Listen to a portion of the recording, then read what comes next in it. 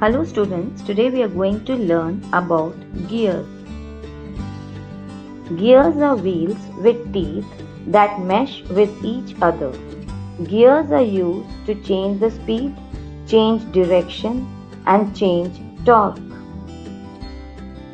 There are different types of gears like the spur gear, crown, rack, worm, turntable. Meshing means where the tooth of one gear is between the teeth of the other. Driver gear, the gear that is connected to the motor. Follower, the final gear that is driven. Idler, gear that is turned by driver which then turns the follower. When two gears mesh together, the second one always turns in the opposite direction.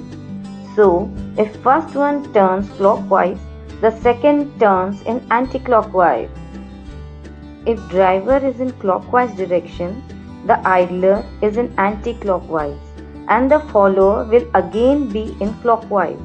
Thus, driver and follower gear have same direction. Thank you.